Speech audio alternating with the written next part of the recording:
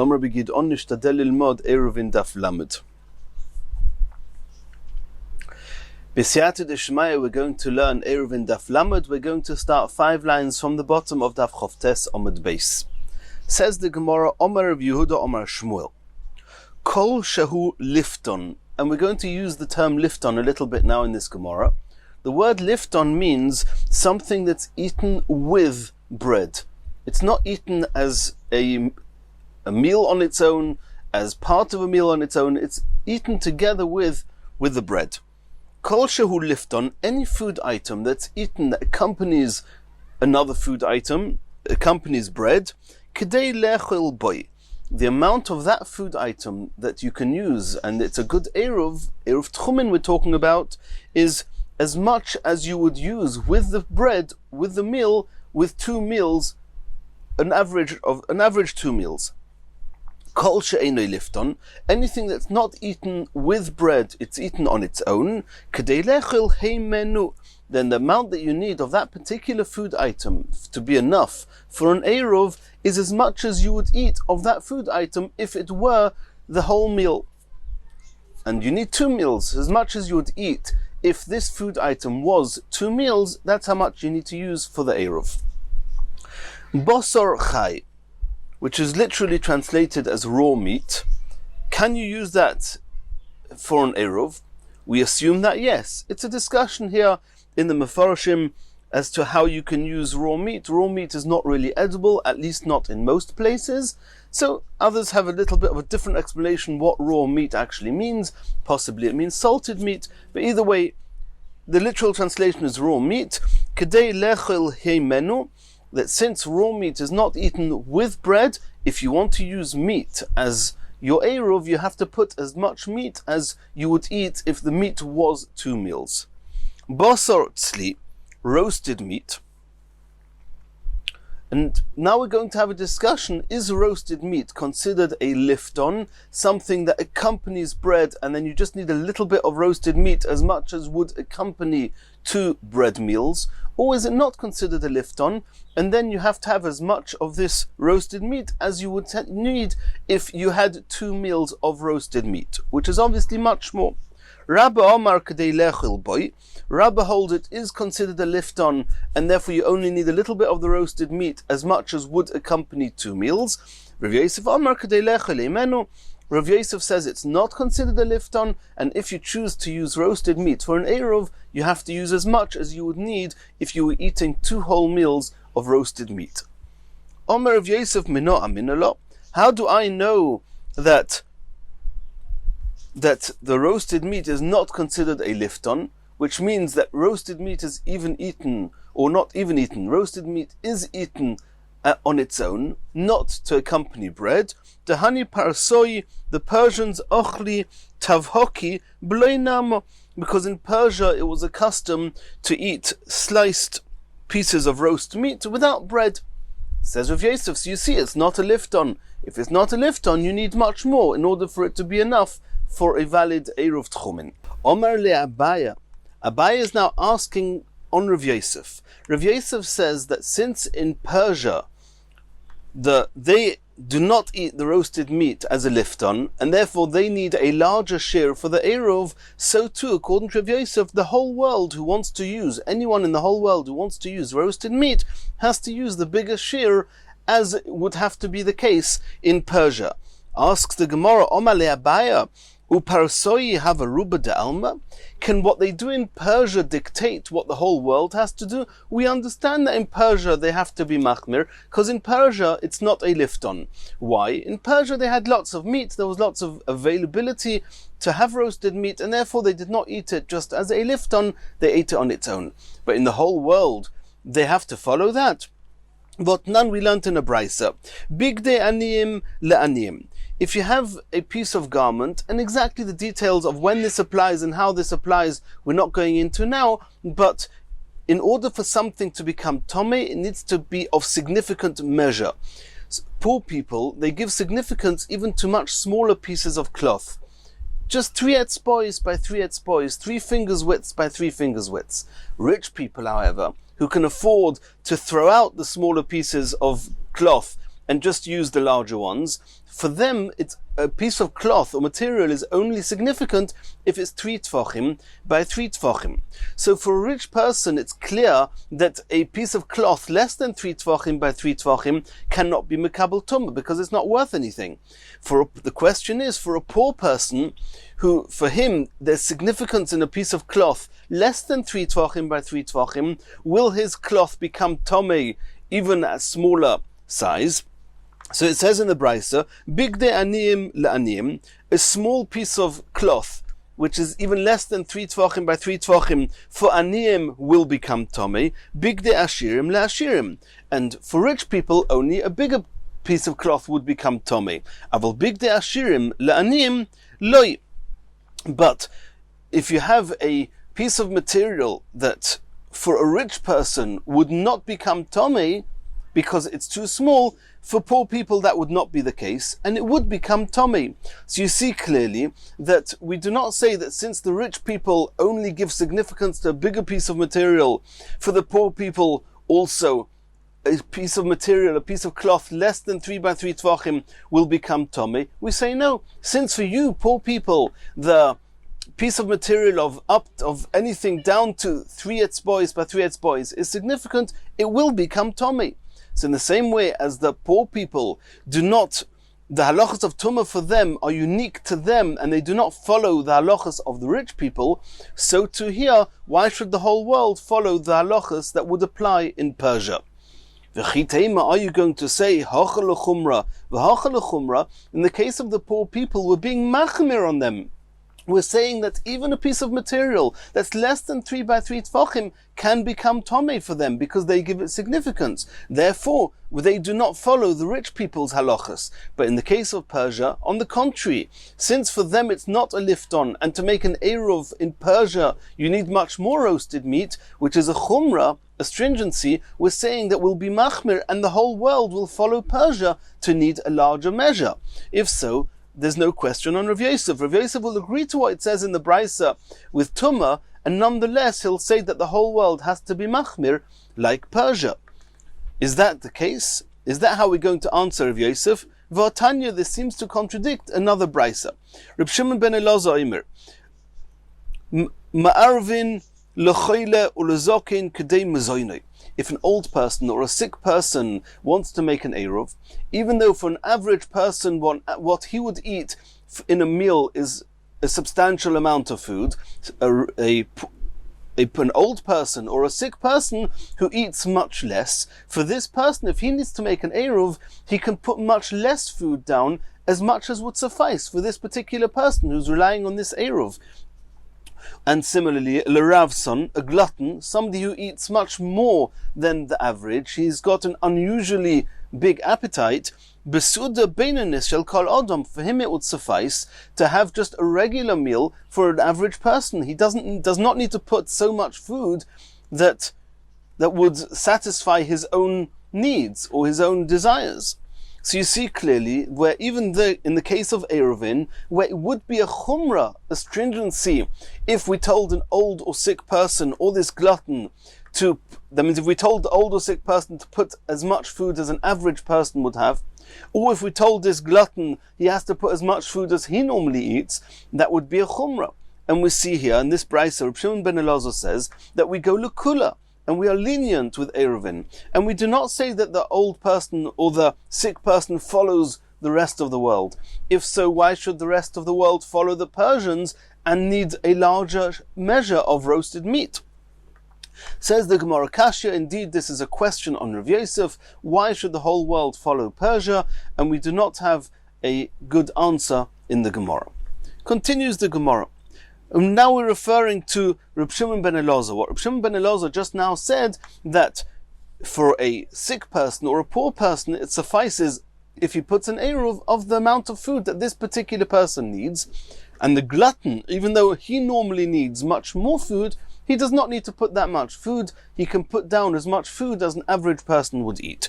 Reb Shimon ben Elazar, could Reb Shimon ben Elazar have said this? Vatanya Reb Shimon ben Elazar, we have another brisa also with Reb Shimon ben Elazar, and there we see that Reb Shimon ben Elazar seems to have a different approach.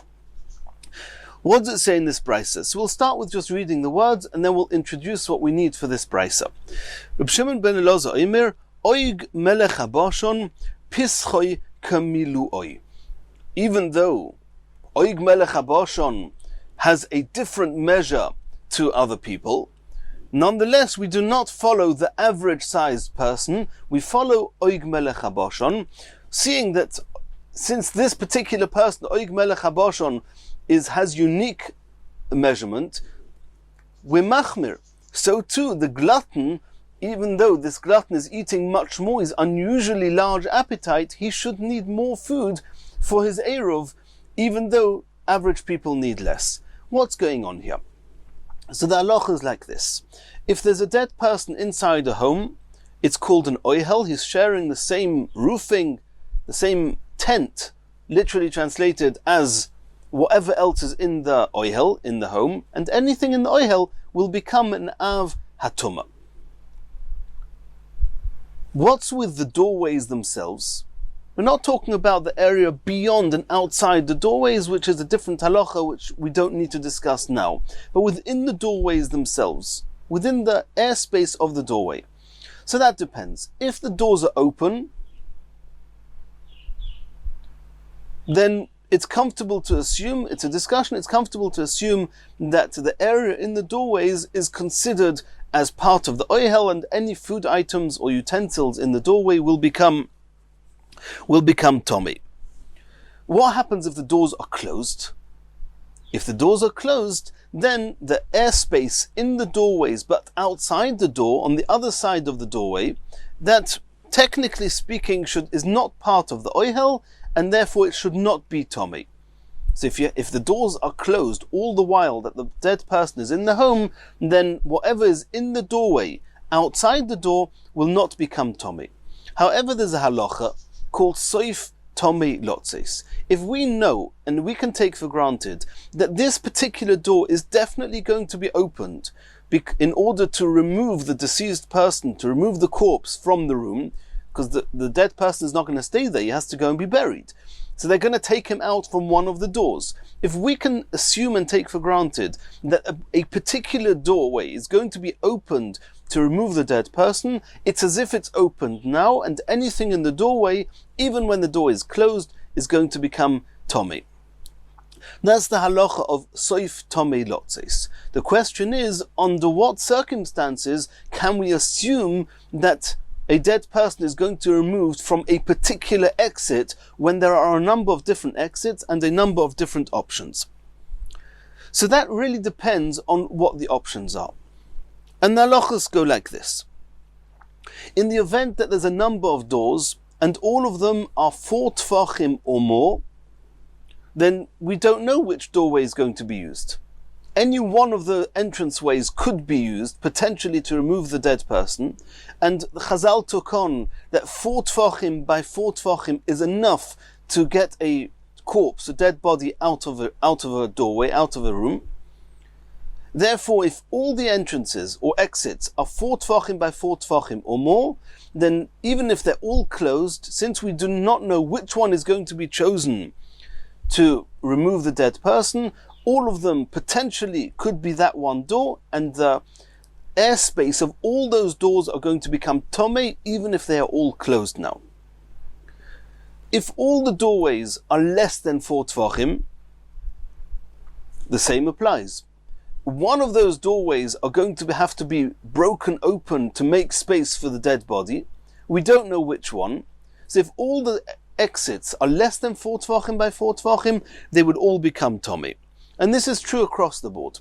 There's another halacha, and this is your classic halacha of soif tomei lotzes, and that is if one door is 4 tfachim wide, all the other openings are less than 4 by 4, then we take it for granted that a person is not going to break open and widen a small exit if he can go through a regular exit. So the one door which is 4 by 4 tfachim is the one that's going to become tomei, or the airways are tomei even if the door is closed. All the other entranceways that are smaller than 4 tfachim, they are tohir, because the tumah is not not slated to go out of there, all the while that the doors are closed, the airspace under those doorways outside the door are all tohir.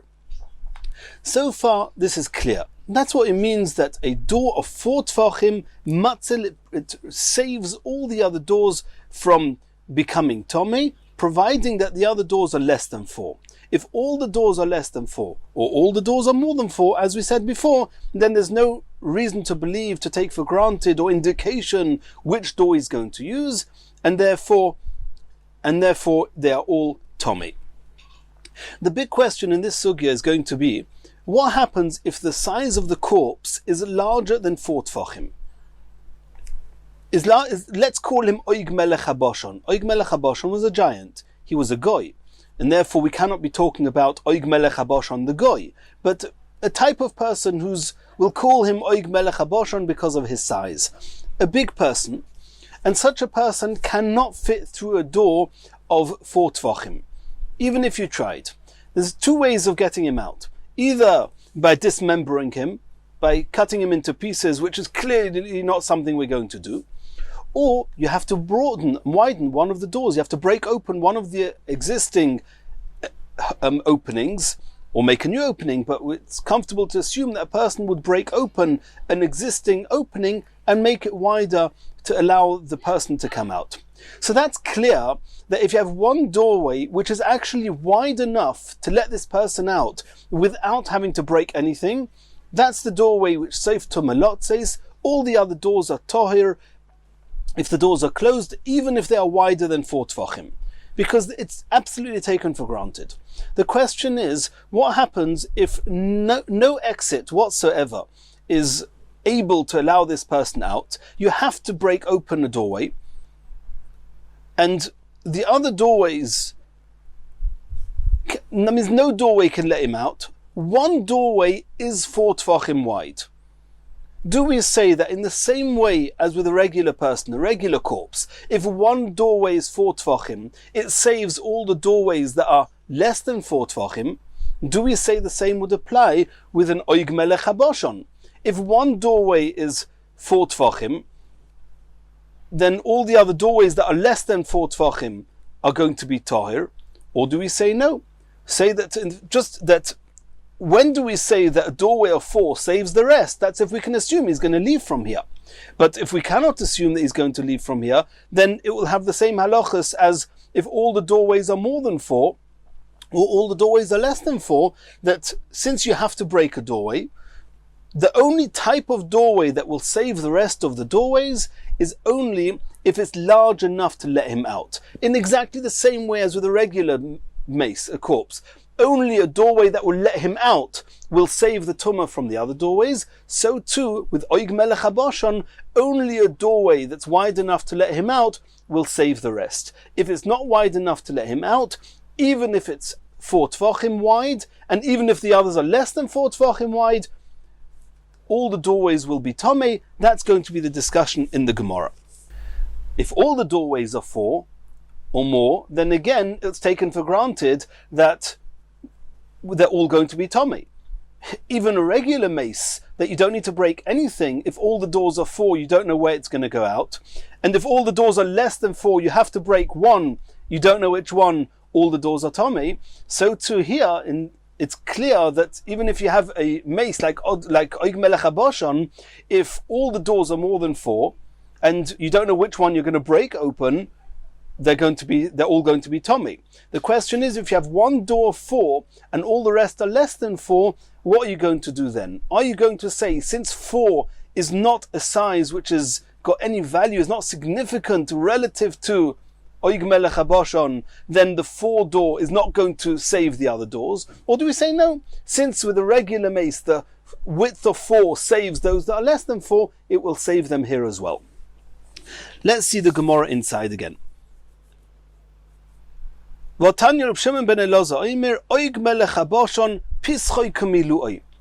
only time that if you have a giant corpse, it's going to save the other doors is if the door that he's potentially going to go out of is actually his size.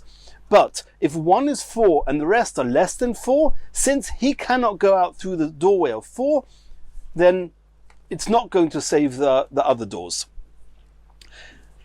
So if so, now we have a contradiction. You see clearly that even though the doorway of 4 tvachim by a regular person would save the other doors, because it's oig melech habashon, it doesn't save the doors. So, and this is Reb Shimon ben Elazar. Why is it different to what Reb Shimon ben Elazar said before, that even if you have a glutton who's got an extraordinary and unusual appetite, that doesn't change the amount of food he needs to put for his eruv. It's enough if he puts the food of an average person. So to here, why don't we say that the doorway of 4 will save all the tumah from all the other doorways as if it was an average person? Says the Gemara of Abaya, even though the question wasn't against Abaya, but Abaya is the one that quoted the Reb Shimon ben Elazar. So Abaya said, Hasam heicha levid. Abaya is going to answer, what do you want to do? Heicha levid. What are you expecting? When you've got a normal person and he's going to go out of the doorway of 4 because you do not need to break open the doorway, then of course, Seif Tomelot says we take it for granted he's going to go through there and not through the smaller doorways. What are you suggesting here? That even though he's Oig Melech HaBoshon, we're taking it for granted he's going to go through the doorway of 4? He can only get through the doorway of 4 if you dismember him. Hadumin Hadmaya V'nafke, do you want to dismember him? You want to cut him up into pieces and take him out? Of course not. So you have to make a larger opening. And since you have to make a larger opening, then there's no significance in the fact that this doorway is 4 tfachim. And therefore, this doorway will not save the other doors, and it's not a contradiction to what we saw with Eruv. Over here, we simply have no choice. Continues the Gemara Boyelahu. Pligi Rabbanon Olei, the Reb Shimon ben Elazar. Is there anybody who argues with Reb Shimon ben Elazar? Is there anyone who holds that with a doorway of 4 tfachim will save the other doors of less than 4, even though the person we want to take out of this entranceway is Oig Melech HaBoshon, is somebody who cannot fit through the 4? Says the Gemara, yes, Tashema, we learned to Omer Rabbi Bar Bar Chana Omer Rabbi Yochanan. It was said in the name of Rabbi Yochanan. Even though Rabbi Yochanan can, in and of his own right, not argue with Reb Shimon ben Elazar, he's an Amayra and Reb Shimon ben Elazar is a Tana. But since Rabbi Yochanan held this way, we take it for granted. There were other Tanoim who held this way. Oig Melech HaBoshon Pischoi Barba. Even though you want to take an Oig Melech HaBoshon out of this room, if you have a doorway of 4 tfachim, it does save all the other doorways. And that's not like Reb Shimon ben Elazar, who said with Oig Melech HaBoshon, Pischoi Kamiluoi, only a doorway that will actually let Oig Melech HaBoshon out will save the other doorways. Says the Gemara, it's not to be taken for granted that Reb Shimon ben Elazar and Rabbi Yochanan are actually arguing. Hasam de'ikah psachim ktanim tuva. It could be that the only time that Rabbi Yochanan says that a doorway of 4 tfachim is enough, even though Oig Melech HaBoshon has to go out of it, and it's enough to save the other doors, is only talking about that all the other entranceways are less than 4 tfachim, ve'ikah chadda havarba, and one of them is 4 tfachim, then devadei komarvich ba'hu komarvich, then we take it for granted that the door that he's going to break open and widen is the one that's significant. It's 4 tfachim wide already, versus the others that are insignificant, that are less than 4 tfachim. And it could be that in that case, even Reb Shimon ben Elazar will agree. When Reb Shimon ben Elazar said, Pischoi Kumiluoi, that the only type of door that will save the rest of the doors is only if Oig Melech HaBoshon can actually leave, that's talking about when all the doors are 4 or more. If all the doors are 4 and more, even if some are bigger, some are smaller, since they all already have some significant size, therefore, if you want only one door to be Tomei and all the rest to be Toher, it must be that that one door will actually let the corpse out. If it doesn't let the corpse out, then if all the doors are larger than 4, all the doors are going to be Tomei. In the same way as we said with a regular corpse, that if all the doors are 4, or if all the doors are less than 4, since we don't know which one you're going to break open, or which one you're going to use to exit, all of them are Tomei. So if all the doors are more than 4, and you need to get Oig Melech HaBoshon out, again, we don't know which one you're going to break open, they're all going to be Tomei. The only case where Rabbi Yochanan says that even with Oig Melech HaBoshon, 4 tfachim is enough, is only when one door is 4 tfachim and all the rest are less, and then it's not because we can get Oig Melech HaBoshon out. If it's a regular mace, one door 4 tvachim, all the rest are less than 4. Why does the door 4 tvachim save the rest? Because we take it for granted you're going to take out the mace from there without needing to break any opening. In the case of Oig Melech HaBashon, Rabbi Yochanan says the same applies, not because we're going to dismember him and take him out through that door. No. But when the ratio is one door 4 tvachim, the rest are less, we take it for granted that's the one he's going to widen and break open. Therefore, Soifa Tomei Lotzeis from there, all the rest are going to be Tahir. However, in any other case where you haven't got, where either all of them are less than 4 or all of them are more than 4, in that case, Rabbi Yochanan will agree to Rabbi Shimon ben Elazar that the only case that you can save all the other doors is if one of the doors is actually wide enough to let Oig Melech HaBashon out. Hocha, so too regarding Eruv Nami, is the same applies. Al Chad, for one measure of wine, are Arba, you have 4 measures of beer. How much wine do you have to, are you allowed to use, or do you have to use for an Eruv? We said a revius per meal. There's 2 revius altogether. So Sheikhar beer is going to need 8 revius. 8 revius is 2 loig. 2 loig is half a kav, which is exactly what we said before. When we asked how much beer, how much beer do you need in order to be able to make an Eruv? And we said in the Gemara, eggs, that's as many eggs as you would eat in a meal, and that's sufficient for an Eruv. Continues the Gemara, we're going back to the Mishnah. In the Mishnah we saw that in order to make an Eruv Tchumen, you need something that's called nourishment, satisfying. It's got to be mozoin. Water and salt are not satisfying, and therefore you cannot use it to make an Eruv. Hanoider min hamozin, a second similar halacha. If somebody makes a vow not to have any benefit, or not to eat, we should say not to eat any mozoin, anything that satisfies him, any sustenance, mutar b'mayim u'b'melach. Since mayim, water and salt, is not considered a species or a type of food which gives sustenance, therefore, even though he made a vow not to eat mozin, he's allowed to eat these 2, because these 2 are not considered mozin. Ha'kol mili ikra mozin. You see from the Mishnah that any other food item besides for salt and water is considered a species of sustenance, and therefore if you made a neder not to eat mozoin, he's not allowed to eat any other food items. Leimet havetuf to the Rav or Shmuel. This seems to contradict Rav and Shmuel. The Rav or Shmuel the Amr Tarvayu, they both said ein mevorchin boire mine mezoinos. We have a special bracha for those food items that are species of sustenance. And the Rav or Shmuel said that you only make that bracha Elo al chameshes haminim bilvad, only on 5 species, which are typically translated not to be assumed that they are these species in contemporary terms. They are wheat, barley, oats, spelt, and rye, and only those 5 species are called species of sustenance. Everything else is not called species of sustenance. If so, and somebody is noider min hamozoin, why is he not allowed to eat any food items which are not those 5? Everything else should be mutter. Only these 5 are called mozin. Answers the Gemara, have you not already asked a question against Rav Shmuel elsewhere in Brachos Daf Lamed Zayin Amud Aleph? Like, why are you asking again? Says the Gemara, you're right, we've already had one refutation against them, and now we have another one. Can we bring proof from our Mishnah against Rav Shmuel? Is this another question against them? Says the Gemara, no. Omer of Huna, ba'oimer kol hazon olai.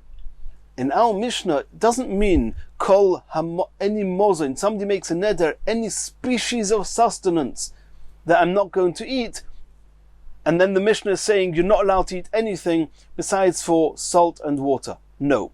If somebody indeed used that formula, that any species of sustenance I'm not going to eat, the only food items he's not allowed to eat are these 5 chameshes minei dogon. However, if he says kol hazon, anything that satisfies me I'm not going to eat, then he's not allowed to eat anything, because all food items satisfy us, even if they're not species of sustenance. They do satisfy us, besides for melach and mayim. Ma'im u'melach hu deloi zaini. Only water and salt do not satisfy a person. Ha, kol mili zaini. Any other food items do satisfy a person. Continues the Gemara of Omar Rabba Rabba Chona. Ki hava azilna, when us Talmidim used to go behind Basreid Rabbi Yochanan, used to go behind Rabbi Yochanan, lemeichel peira de ginoisa, to pick and eat the fruits of ginoisa. Ki avinon ben mea, when we were 100 Talmidim following Rabbi Yochanan, hava menaktinon nekol chad v'chad asara. Each one of us, 100 Talmidim, would each pick 10 fruits of ginoisa, which means between us we would have 1,000 fruits of ginoisa. Ki avinon be'asoro, but when there were only 10 of us Talmidim, hava menaktinon nekol chad v'chad mea. Then each of us would pick 100 of these fruits, again making up 1,000 fruits. V'chol mea minau, these fruits were so big that 100 of these fruits lo hava marzik lu'tzona bas tlasa sa. 100 of these fruits could not fit into a huge basket which should contain 3 sa, which means there were 1,000 ginoisar fruits that were very, very large. Rabbi Yochanan would eat 1,000 of these fruits. And he says, Shvuasa, I can swear, that it didn't fill me up. It didn't satisfy me. So you see here that even though we're talking about fruits of ginoisar, they didn't satisfy him. So you see that even though he didn't mention species of sustenance, he just mentioned ziyuna, which is zon, which is satisfying. We see that other fruits, even though he ate 1,000 of them, do not satisfy a person. So what species satisfy a person? Only the 5 species of sustenance. If so, we're back to our question in our Mishnah. When somebody says that I'm not going to have hana, I'm not going to eat anything which is satisfying me, why are you not allowed to eat any food items? You see that fruits of Gnoisa did not satisfy Rabbi Yochanan. Why can you not eat them, even though you made the neder not to eat something that satisfies you? Says the Gemara, no. Of course, all food items besides for melach and mayim do satisfy a person. Even peres Gnoisa satisfy a person. Rabbi Yochanan didn't say they didn't satisfy me. What he said was, Eimah mezoina. It wasn't food of sustenance. This is not, even though I ate 1,000 of them, it doesn't feel like I ate a species of sustenance, because indeed it's just a fruit. It's not bread. It's not one of the 5 species of grains. And therefore he said that it wasn't mozoin. But of course it satisfies, and therefore in the Mishnah where it says somebody made a neder, it's talking about when he makes a neder not to eat anything that satisfies a person, and indeed all food items are asur besides for melach and maim. Continues the Gemara. Omar of Huna Omar Rav, or said in the name of Rav, Shvua, if somebody swears, he makes an oath, Shaloi oichal kikar zeh, I'm not going to eat from this loaf of bread. Ma'arvin loibo, he's allowed to use this loaf to make an eruv. Even though he can't eat it, he's allowed to derive benefit from it. And therefore he can use it for an eruv. He doesn't have to eat it. As we said before, in the same way as a Yisrael is allowed to make an eruv with truma, and the Nazir is allowed to make an eruv with wine, so somebody else is allowed to make an eruv with somebody who made the neder, a shvur, not to eat it, is allowed to make an eruv with something that he's not allowed to eat. However, kikar zu olai, if he says that I'm taking upon myself not to derive any benefit from this loaf, ein ma'arvin leiba, then you cannot use it, because he's deriving benefit from this kikar by virtue of the fact that it's his eruv and it's allowing him to go another 2,000 amis. And since he made a shvur not to derive benefit from it, he's not allowed to use it for an eruv. That's what it was said in the name of Rav. Meisei, we're going to ask a question on Rav from a brisa. Hanoider min hakikar. The first thing it says in this brisa is if somebody made a neder min hakikar from bread, ma'arvin loiba. That's what it says in the brisa. At this point, we're just quoting these words in the brisa. That somebody made a neder to abstain from a loaf, he's allowed to use it for an eruv. Says the Gemara, my love, can we not assume the Omar Olai, that this quote in the brisa is true, even if he says that I'm not going to have any benefit from it, And you see that even though he says he's not going to have any benefit from the loaf, he can use it for the Eruv, not like Rav said. Says the Gemara, Loi. D'Omar Zu. The Bryce is only talking about when a person says, I'm not going to eat from this loaf, then you can use it for an Eruv. But if he says, I'm not going to have any benefit from the loaf, then you cannot use it for the Eruv. Like Rav said, Hachanami mistabra. And logic dictates that that's what the Bryce means from the next few words in the Bryce. It's still the Reisha, but it's the Sefer of the Reisha. It's the continuation of this first halacha. Diktoni Sefer, the next words in the Bryce. Eimosai. When is it true that I'm allowed to use this loaf for the Eruv? Bizman she'omar shvuah sheloi at ameno. When he made a shvuah that he's not going to taste the bread. Only when he's not going to taste the bread, then you're allowed to still use it for an Eruv because somebody else can eat it. But had he said that I'm making a shvuah not to have any benefit from the bread, then indeed he would not be able to use it. And that conforms with what Rav said. Aval Omar Olai, if he said I'm not having any benefit from the bread, what we're going to assume that the Brisa holds, like we just saw and like Rav said, in that case the Brisa will agree you cannot use it and have benefit from this loaf. If so, we have a problem with the next stage in the Brisa. Adatoni, when it says at the end of that Brisa, Kikar zu hektish. If a person said, I want this loaf of bread to be hektish, to belong to the Beis Hamikdash, ein ma'arvin loiba. You're not allowed to use it for an Eruv. Lefisha ein ma'arvin begdeshes. You're not allowed to eat it. You're not allowed to have benefit from hektish. You're not allowed to use it. If you're right that we said before, that not only if the loaf is hektish you're not allowed to make an Eruv with it, but even if it's not hektish and you just said that you're not going to have any benefit from the loaf, also you cannot use it from the Eruv if we're learning in the Brisa the right as we learned, to conform with what Rav said. And as we actually brought proof from the Brisa itself, that the Brisa said, Shvuah sheloi at emeno, that it's only allowed to be used if you said you're not going to eat it, but if you said you're not going to derive benefit, you're not allowed to use it for the Eruv.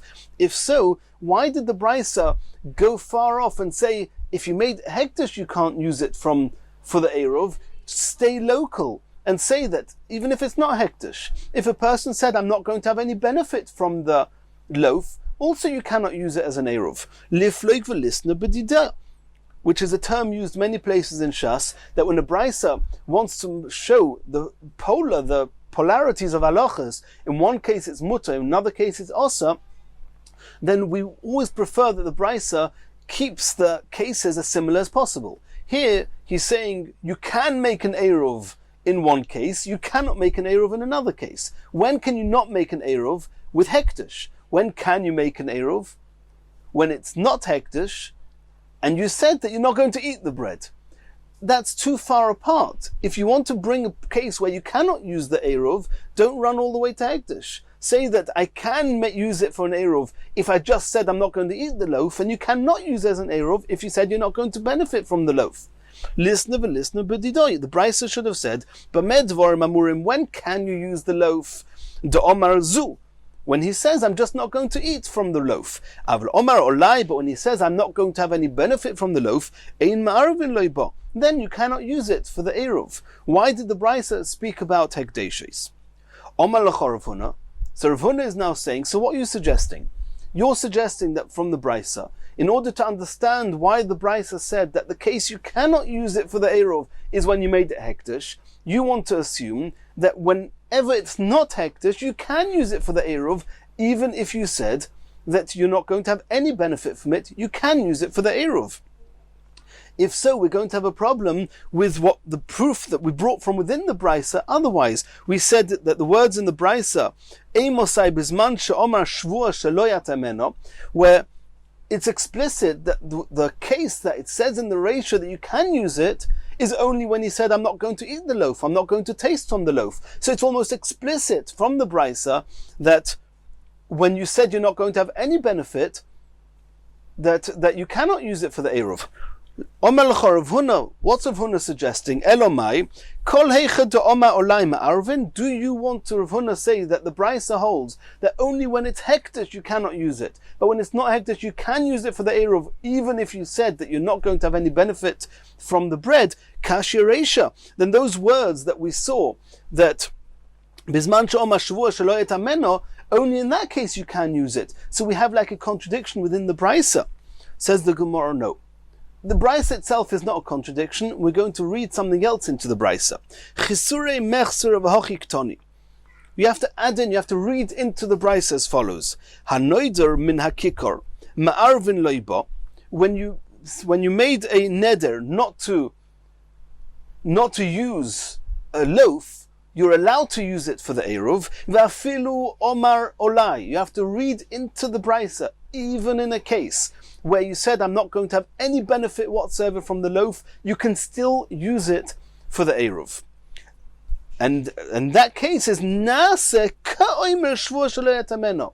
It's not that the ratio that says you can use it for the eruv is only on condition that the formula of your neder was, I'm not going to eat it. No, even if you meant that I'm not going to have any benefit, it's as if you said that I'm just not going to eat it, and you can use it for the eruv. So now the Brisa makes perfect sense. If it's not hektish, even if you made a neder not have any hana, you can still use it for the eruv. When can you not use it for an eruv? If you make it hektish. If you make it hektish, nobody can eat it. If nobody can eat it, you can't use it for the eruv. So now the Brisa is well taken care of, but now we have a problem. According to how we just learnt the Brisa, if somebody says, I'm not going to have any benefit from the bread, he's allowed to use it for the eruv. That's contrary to what Rav Huna said in the name of Rav, that you're only allowed to use a bread for an eruv if the neder he made was, I'm not going to eat it. But if you made a neder, I'm not going to have any ano, you're not allowed to. Now that halacha of Rav Huna in the name of Rav is contrary to the Brisa. Mikol mokim kashi Rav Huna. Okay, so you, Rav Huna, have taken care of the Brisa. How are you going to explain Rav? Answers the Gemara, Hu de Omar Rebbe Eliezer. Rav Huna is following Rebbe Eliezer.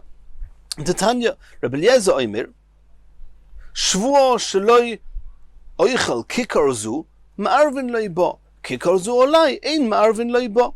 The Brisa says explicitly that Rebbe Eliezer holds that exactly what Rav Huna said in the name of Rav, not like we just saw in the Brisa. Rebbe Eliezer holds that if you made a neder not to eat the loaf, then you can use it for an eruv. You made a neder not to have hana from the loaf, you're not allowed to use it for the eruv.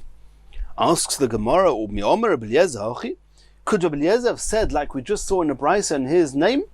V'otanya, we have another Brisa that seems to be a contradiction in Rebbe Eliezer. Ze'aklal, Odom oiser atzmoi ba'oichel. If somebody prohibits, he makes a neder not to eat some food items, ma'arvin loiba, you're allowed to use it for the eruv, because when he says, when a typical person is oiser atzmai ba'oichel, then he says that I'm removing myself from food. Typically all he means is not to eat food. What you normally do with food is eat it. So he's saying I'm prohibiting myself to eat it. Oichel hanesar loy la'adam. If, however, a person, he prohibits himself, so he makes a neder not to have any hana whatsoever from the food, ein ma'arvin loiba, he's not allowed to use it for the eruv. That's the Tanakama in the Brisa. Rebbe Eliezer argues with the Tanakama and says, Kikar zu olai, even if he says that I'm not going to have any hana from the loaf, ma'arvin loiba, he's allowed to use it for the eruv. Kikar zu hektish, if he says that this loaf is hektish, then ein ma'arvin loiba, then you cannot use it for the eruv. Lefisha ein ma'arvin loiba ekdeshes, you cannot make an eruv with something that belongs to hektish. So you see a contradiction in Rebbe Eliezer. Answers the Gemara, Trei Tanoiv alibud Rebbe Eliezer. There seems to be a machloikas Tanoim, what Rebbe Eliezer actually held. And Rav Huna, in the name of Rav, was following the earlier quote of Rebbe Eliezer, who says that if somebody's only made a neder not to eat the kikar, he's allowed to use it for the eruv. If he made a neder not to have any anah from the kikar, he's not allowed to use it for the eruv. Acha said, B'trein Ravi Shichra, which is 2/4, which is half of 2/4 of a kav, which is half a kav, which is 2 loig. But the Gemara says against Rav Acha Velohi, it's not the case. You cannot learn the halachas, the ratios of wine to beer for Eruv from wine to beer of carrying. Because regarding carrying, all that's important is that it's significant. Less than a revius of can eat it. Like a regular person can drink the wine, a kohen can eat the truma. Sumchas oimer b'chulin, Sumchas says that Yisrael is not allowed to use truma, he has to use chulin. And Sumchas didn't comment on whether a Nazir is allowed to use wine or not. Says the Gemara. Ma'arvin le-Nazir b'yayin v'chulu. Masnisin k'loi de'loi k'beis Shammai. The Mishnah seems not to follow Beis Shammai. The Tanya we learned in the Brisa, Beis Shammai oimrim, ein ma'arvin le-Nazir b'yayin or li-Yisrael b'truma. A Nazir is not allowed to use wine, and a Yisrael is not allowed to use truma. That's what Beis Shammai holds. Beis Shammai say that the person making the Eruv has to be able to eat the thing that he's making the Eruv with. Beis Hillel oimrim, ma'arvin le-Nazir b'yayin. Beis Hillel say, like it says in our Mishnah, a Nazir can use wine, or Yisrael but truma, and the Yisrael can use truma. Omalen Beis Hillel Beis Shammai. Beis Hillel questioned Beis Shammai. You Beis Shammai say that you can only make an Eruv with something that the person who's using the Eruv can actually eat.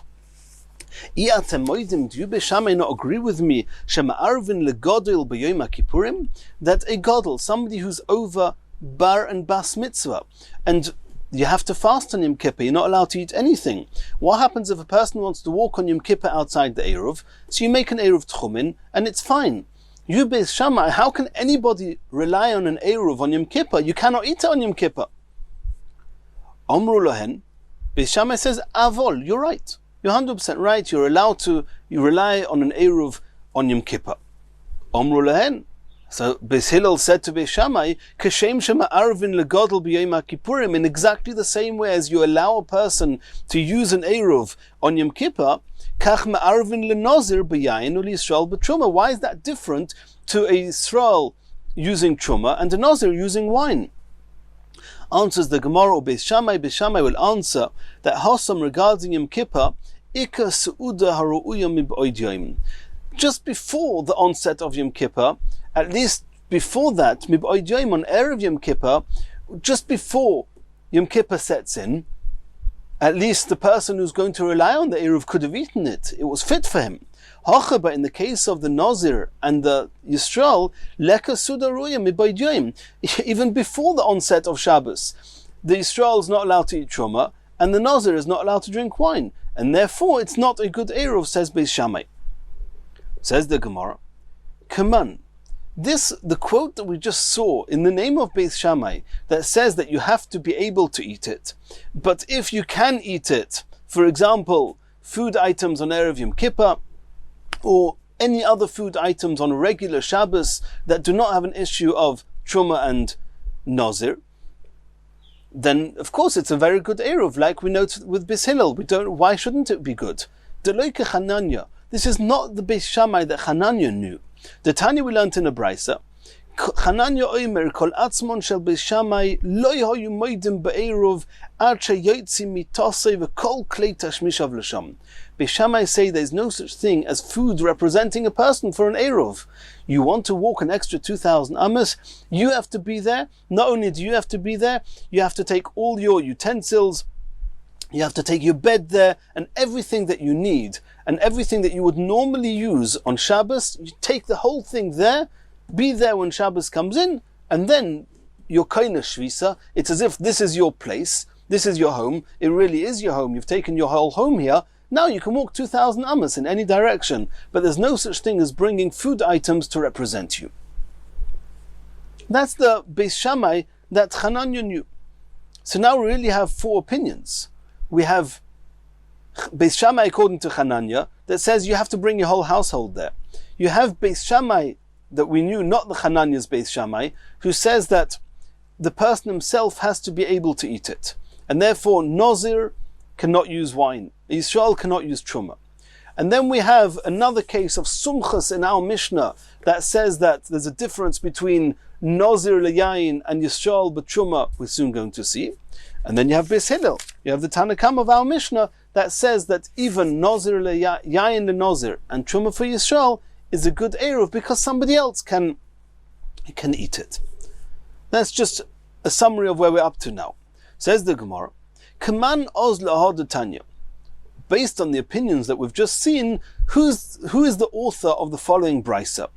Which opinion is the following brisa following? Irev b'shchirim. If when he made his Eruv, he was wearing black clothes. Loy yetze belevonim. He went with his black clothes to the end of the 2,000 Amos to make an Eruv, and then when he actually left, he wanted to walk another 2,000 Amos, he actually left with white clothes. Then he's not allowed to go out with it. That means Irev b'shchirim, if he made the Eruv with black clothes, he's not allowed to leave and walk the extra 2,000 Amos with white clothes. Belevonim, if he was wearing white clothes, lo yetze b'shchirim, he's not allowed to go out with black clothes. Come on, who's that following? Omer of Nachman bar Yitzchak, Chananya hiva liba de Beis Shammai. It must be Chananya's Beis Shammai, where according to Beis Shammai, according to Chananya, everything that you need has to have been with you when you made the Eruv. Since when you made the Eruv, these clothes were with you and not these clothes, then the whole Eruv is invalid. You can't go out with any clothes, but the Eruv is invalid. Because if you want to leave with white clothes, and the white clothes were not with you when you made the Eruv, only the black clothes are with you, then you haven't taken everything that you need. The Eruv is invalid. Says the Gemara, Ulechananya b'shchirim udelo yotza b'levonim yotza. If we're right, then the term in the brisa doesn't seem that way. The brisa seems to say that when you made the Eruv, you're wearing black clothes, you're not allowed to go out with white clothes. But it seems that with black clothes, you are allowed to go out, which means that the Eruv was a good Eruv, you're just not allowed to go out with different clothes. That doesn't seem to conform with the Beis Shammai we just mentioned. According to the Beis Shammai of Chananya, then the Eruv is not valid because the clothes that you needed were not there with you. No, you have to read into that brisa differently. Irev b'levonim, if you had the white clothes with you when you made the Eruv,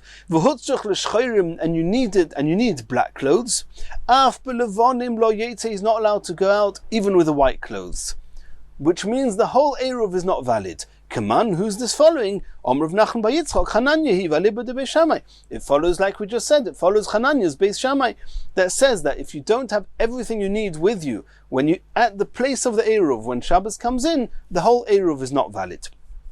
Continues the Gemara, Sumchas oimer bechulin. As we introduced, Sumchas said that Yisrael is not allowed to use Truma. Sumchas does not comment on whether a Nazir is allowed to use Yayin. Says the Gemara, V'ilu le Nazir b'Yayin, lo pligi. It seems that Sumchas agrees with the Tanakama that a Nazir is allowed to use wine, but a Yisrael is not allowed to use Truma. Maitam. Why should it be true that a Nazir can use wine? That Nazir cannot eat it, according to Sumchas. It's not good enough that somebody else can eat or drink it. The person making the Eruv has to be able to eat or drink it. The Nazir is not allowed to drink the wine, no less than the Yisrael is not allowed to eat the Truma. Says the Gemara, no, there's a fundamental difference between Truma and Yayin le-Nazir. Evsher de mitchil anizrei. There's something called being shoyl, which means going to a chacham and nullifying, undoing the neder.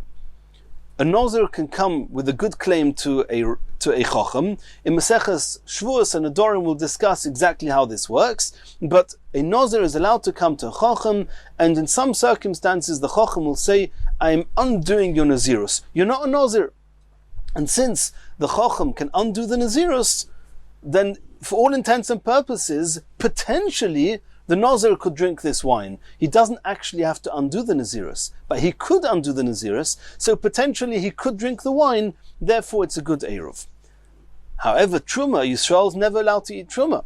Asks the Gemara, Truma nami. You're right that Yisrael is never allowed to eat Truma, but why can I not undo the Truma? In the same way as I can undo the Nazirus, one can also come to a chacham and explain why you want to undo the truma, and the transaction of making part of the food items truma can be undone. Truma nami efshe de mitcheli lavei. You can be shayl, you can undo you can request a nullification of the truma. And therefore, even for Yisrael, potentially, he could eat the truma food. Why is it not a good eruv, according to Sumchus? Says the Gemara, because it doesn't help you. You're going to undo the truma. What's going to be left? Food that truma hasn't been taken. You can't eat that either. It's going to go back to the status of tevel, of food that has not been taken truma. You're also not allowed to eat that. And therefore you still can't use it for the eruv. What have you gained? Says the Gemara, I'll tell you what I've gained. Because I can take truma from elsewhere. I can say this food item here is truma. Okay, so I want to now undo the truma. And you're going to say it's tevel? No, because what I'll do is I'll say that the food items that I've got in my home will be truma for this food, and then it won't be tevel, and Israel can eat it. Says the Gemara, he can take truma from different food elsewhere, and then he can eat this food. And if so, then even truma for Yisrael potentially could be eaten if he undoes the truma. Says the Gemara, Chaverim are people who are particular with all these halachas of trumas and maisras. And Tum and Taira, they're people who are very stringent with these halachas, and they keep to what they're supposed to be doing. We do not accuse or suspect that somebody with Yiras Shamayim is going to take truma elsewhere, which means I want to eat this food, I've undone the truma, it's now tevel, I want to eat it, it's my eruv, I need to be able to eat it, so I'll say that the truma, the food I have in my house will be truma on this. No. Chaverim don't do such a thing. It's called shaloi min hamukaf. You shouldn't take truma from something that you cannot see in front of you that's not with this food. You have here a bunch of fruits. You can say that the part on the right is truma and the rest will be allowed to be eaten. But to say the part I have elsewhere will be truma, that you shouldn't do. One of the reasons is because maybe when you're saying it, that food doesn't even exist anymore. You can't see it in front of you. And that's one of the reasons you're not allowed to do that. If so, if a person's not going to do that, then we're back to our original issue. You have truma. Undoing the truma makes it tevel. Making it not tevel by taking truma elsewhere, you cannot do. So therefore, Sumcha says that Yisrael cannot use truma for his eruv. Says the Gemara, now I've got another solution. V'lifreish alom minei obei. This whole eruv was truma. Why? Because I had lots of fruits, and I had to separate a whole bunch of fruits for truma for those fruits, and this is the truma. Says the Gemara, you know what we'll do? We'll first undo that truma. So all those other fruits will be tevel. I want to be able to eat these fruits. Al minei obei, within this bunch of fruits, I'll say that the little bit on the right side of these fruits is going to be truma, and it's going to be the truma for the rest of these fruits, and then all the rest I can eat, and then it can be my eruv. V'lifrei shalot, take truma from this tebel minei obei, from within itself. What are the chaverim not allowed to do? You cannot take truma elsewhere so that these fruits should not be tevel, but I can take part of these fruits to be truma. Says the Gemara, deles bo shi'ura. You have exactly enough fruits here that you can use for your eruv, and exactly as many apples as you need, or let's just for argument's sake, exactly as many apples as you need for your eruv. If you're going to take truma, part of it, then what you have left for you to eat is insufficient for an eruv, and therefore Yisrael is not allowed to use truma for his eruv.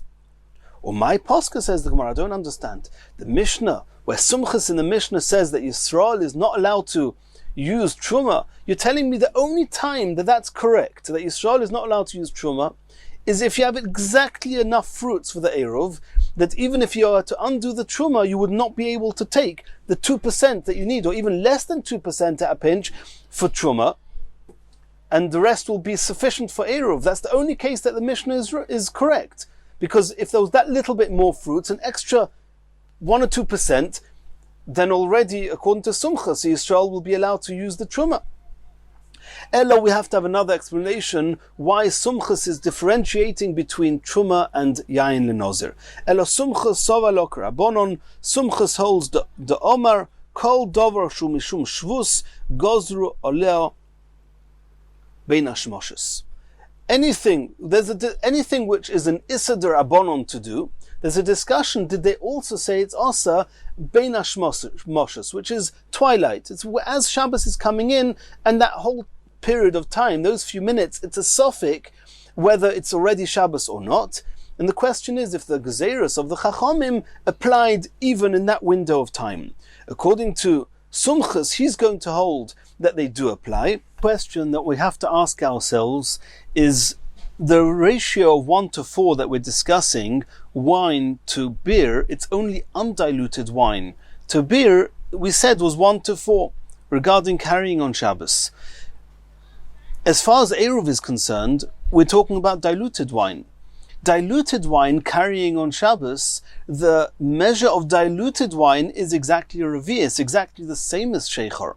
So there's a big problem here. How can you compare the ratio of 1 to 4 of undiluted wine to beer from carrying on Shabbos to the measure of Eruv, where we're talking about diluted wine, and diluted wine, even in Hilchos Shabbos, wine and beer is the same shiur, then how can the Gemara say that, or at least in the Havamin of the Gemara compared wine to beer as 1 to 4, where would that come from? We're talking about diluted wine. It's a very big problem here. The Rashash, the Sfas Emes discuss it, and we can't go into it at length. We explain the Gemara at face value, but it's a point which one has to be aware that it's a point to ponder.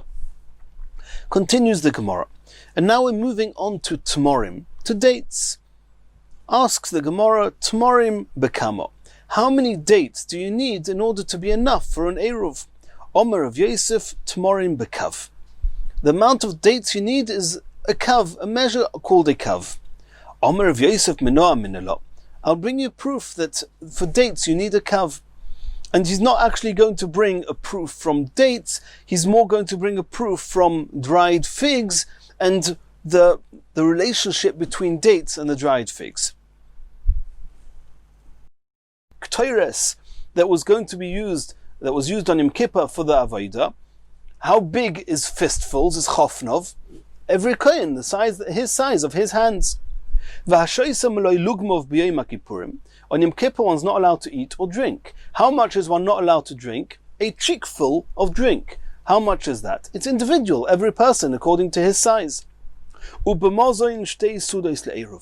And how much food you need to put down as an Eruv is dependent on every person according to the appetite and the eating habits of the person who's making the Eruv. Who's this following? Come on. Omer Abzera Sumchasi. It must be following Sumchas. The Omer, he holds my dechozi leiba'inon. It doesn't mean the amount that he's eating. It means the type of foods. For example, truma.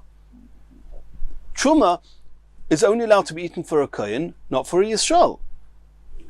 Sumcha says a kohen is allowed to use truma, Yisrael not. That's what the Mishnah means. That mozo in shtei sudas le'erov. It doesn't mean how much he's eating.